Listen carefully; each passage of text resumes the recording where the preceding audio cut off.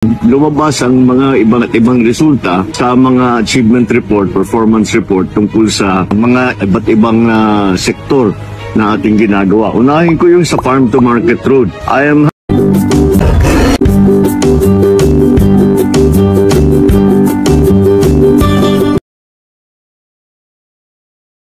Kasalukuyan kaming nag-workshop para sa mga staff namin para maging maayos ang patakbo ng aking opisina. Habang kami nagtatrabaho, lumabas ang mga ibang resulta sa mga achievement report, performance report tungkol sa mga iba't ibang sektor na ating ginagawa. Unahin ko yung sa farm to market road. I am happy to share significant updates sa ating farm to market road network program. Ang ating dapat maging target is 131,410.66 kilometers sa 6 na taon. Maaari ko na mai-report na 51% of that nabuo na natin. We have built 67,328.92 kilometers. Pangulong Bongbong Marcos masayang ibinahagi ang accomplishment ng Farm to Market Road Connection Project. Ating tatalakayin pero bago ang lahat, paki-click like and share na po ng ating video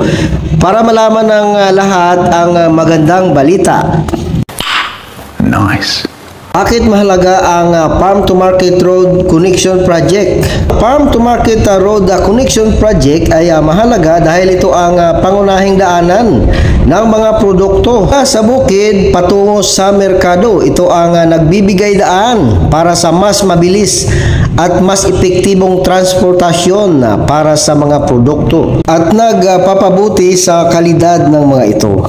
Nagpapabilis ng transportasyon, nagpapababa ng presyo ng produkto dahil mas mabilis na makarating ang mga produkto sa merkado at nababawasan ang mga gastos sa transportation at storage. Nagpapabuti sa kalagayan ng mga magsasaka.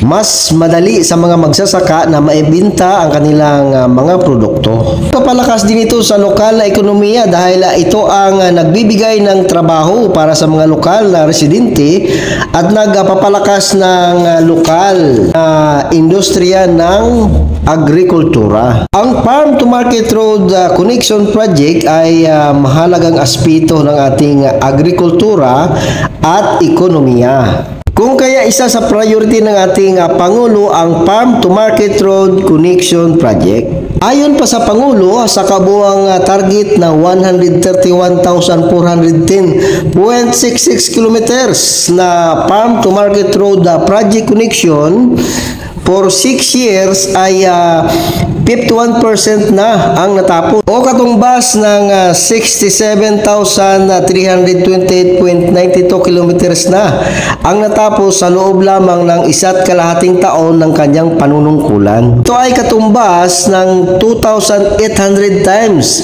ng haba sa EDSA o 32 times ang haba mula Apari hanggang Hulo.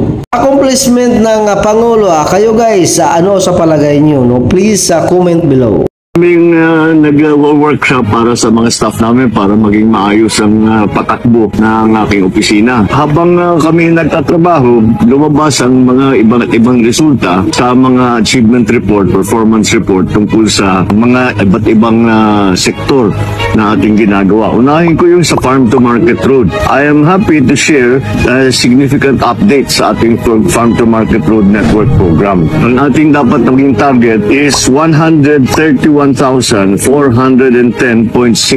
kilometers sa 6 na taon. Maaari ko na mai-report na 51% of that nabuo na natin. We have built 67,328.92 kilometers. Katumbas nito na paratang pabalik-balik mula Apari hanggang Hulo ng 32 times. Kaya't mahaba-haba po ito. It is a testament to the magnitude of the accomplishment of the government. It is not an an initiative only to do with agriculture. It is a connection between all the different communities. But of course, its main purpose is to connect the markets and the producers sa ating mga agricultural sectors lalo. Patuloy naman namin gagawin ito. Mukhang mabubuo naman natin yung ating 131,410 kilometers at nakapag 51% na tayo. At patuloy naman natin gagawin ito. So we will continue to build better more.